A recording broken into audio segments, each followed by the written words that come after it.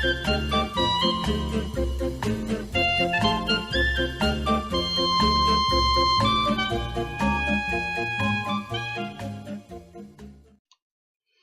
everyone, it's Lisa here. I just want to talk a little bit about the anaesthetist appointment here in Gisborne, New Zealand. Actually, I'll start with my stats. My start weight when I first started, I came back here from Sydney, was 176 kilos. At my first bariatric appointment, I was 170.4 kilos. And today I now weigh 141.9 kilos.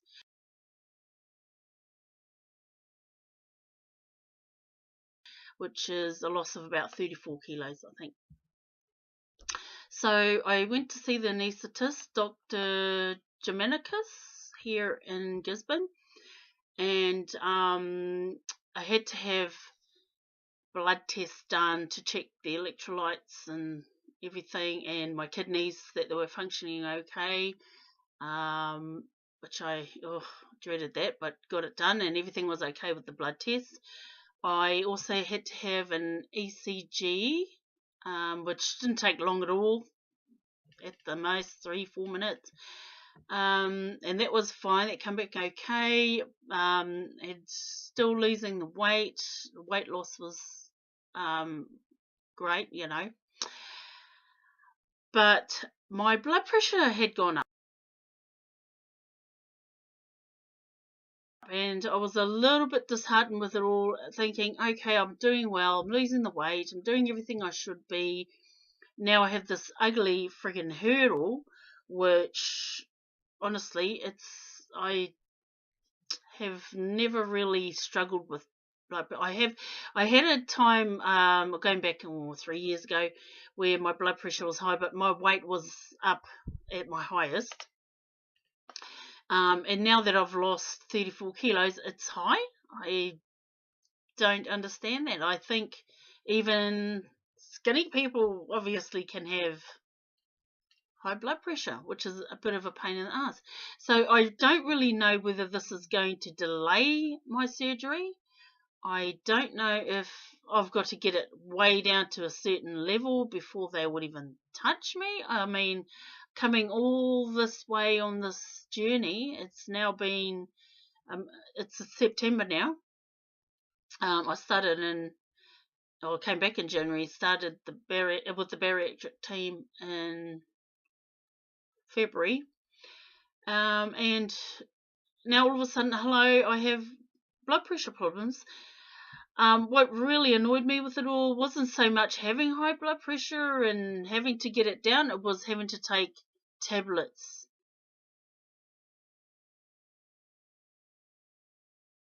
Because I don't take medication for anything. The only medication I've ever had is my antibiotics when I've had my infection, and also my inhalers, and that's it.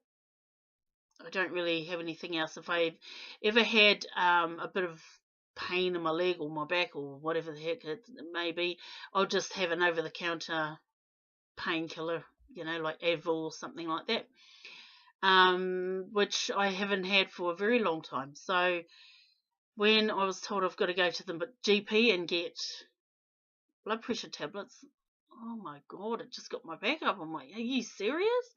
Sometimes these things don't even help. Like, I was speaking to one person who says they've been on blood pressure tablets for a year and it's only gone down a little bit. Like, it hasn't really made a difference. I'm thinking, what the hell is going to happen here? Like, I don't know if they're going to still do the surgery with if I still have blood pressure that's even a little bit high. Who knows? I'm a bit worried about that. So, when I first heard about it, I thought, oh my Lord, you know, this is just crap. How am I going to get over this hurdle? You know, I'm doing everything I should be doing. I don't know what else. Like, what else is there? Lose more weight, obviously. I'm hoping that's the key, which I have done. When I did go to see the anaesthetist, I weighed 144.5 or 3 or something like that. So what I did, I went on to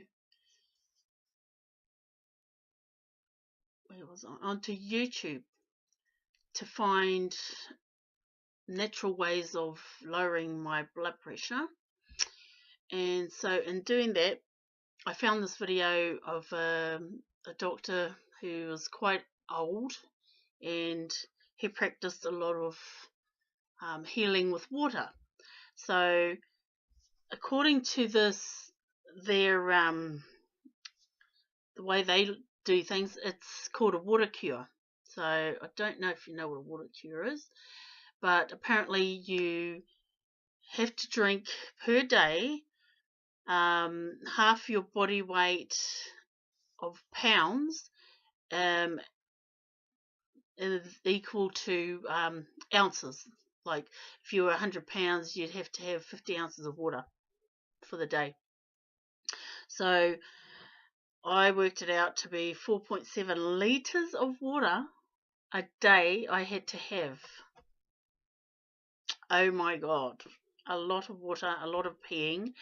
And I'll tell you what, I started to feel the water sitting in my lower tummy, and it was getting really heavy. I actually ended up putting on 4 kilos in 2 days from sticking to that, which was absolutely shit.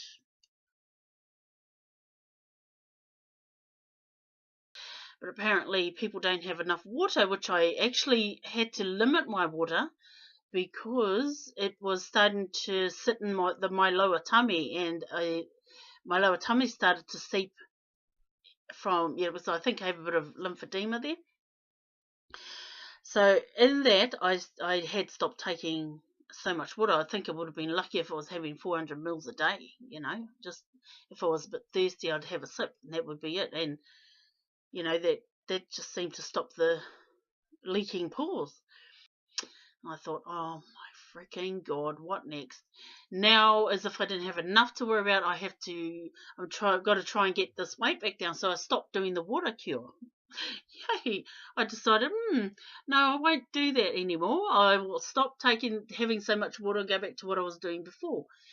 Just do the walking, eating properly, and cut my water intake right down again. And in doing that, in the following 2 days, I got down to, I think I was like 1.8 kilos down or something. It was coming off again. But oh my God, the things you have to do just to try and avoid meds. Like, I don't like taking meds. I hate it.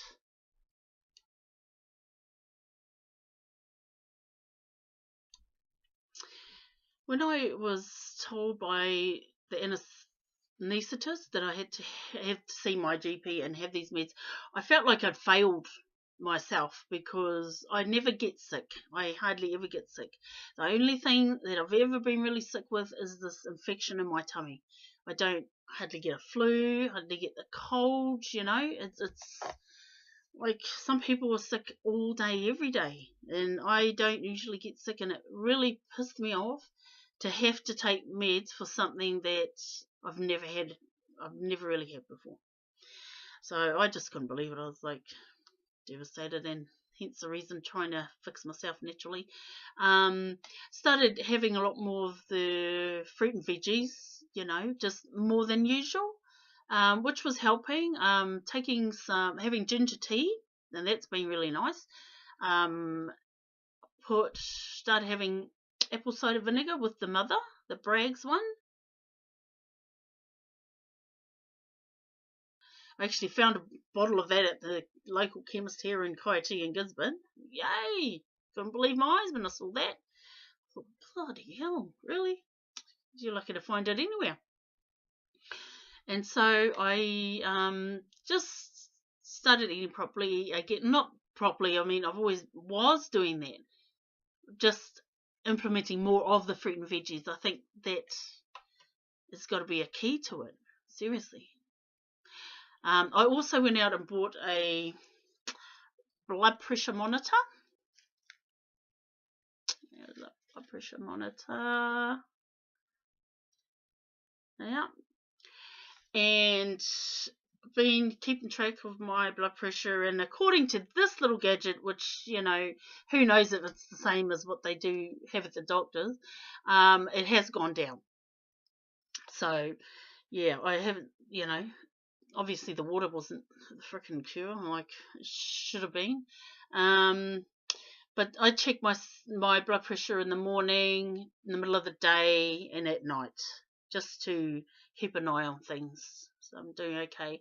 I do notice though with the walking, my blood pressure is lower on those days. So that's a big help. You know, the days that, like for today or yesterday and today, I wasn't able to get out, and I noticed this morning was not high, but it was up higher than normal.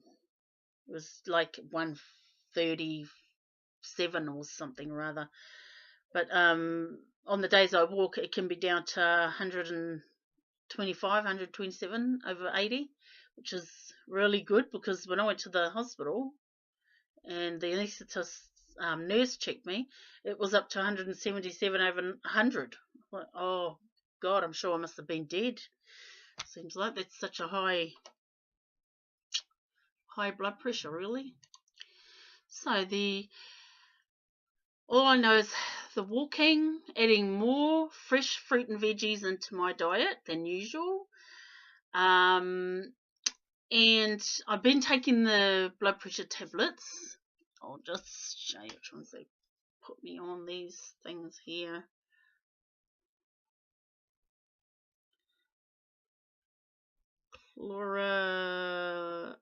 Chlortalidone tablets. Yeah. So taking those, which whether they're helping or not, I don't know. They could be. Who knows? Because changed a few things, added a few things in as well. Yeah. So I also, not long, I think it would have been 2 days later, I got a phone call from the theatre nurse, letting me know that they're sending a letter out for me to come and see the house surgeons at the hospital, and I'm not too sure what that's about. So the house surgeon's appointment, it just says here it's on the Monday, the 11th of September, and it's for general surgery. And it's got here pre-admission clinic. Had to complete an anaesthetic form enclosed, which I did one when I went to the anaesthetist. I signed exactly the same paper, so maybe they need a copy of one as well. I'm not sure. And also, again, complete an admission form, which I did one before I went to see Dr. Stiven, one when I went to see the anaesthetist, and now another one for the house surgeon. So, you know, it seems a bit repetitive. I don't know whether they need to keep those records in different separate folders. Maybe that's the thing. But yeah, so I'm told that it's the final decision is for the surgeons to approve me for surgery. So I'm assuming that pending my blood pressure's okay and everything else is fine. I'm still losing the weight. That's when they'll actually approve the surgery, and then I'll probably get a date. So I cannot wait to get a date. Oh, like everyone who's waiting for surgery, I suppose. It's so close, like really right at the end of it. So, yep, just going to keep plodding along, and I'm sure it will all work out fine. You know, they are looking out for my best interests. They don't want to be putting me onto a, operating table and I'm going to die. Like, that is just not going to be great, is it? When I'm quite healthy just the way I am, except for my tummy and blood pressure now. But so anyway, guys, thank you very much for watching. Like, share, subscribe. Thank you. Follow my journey. Bye.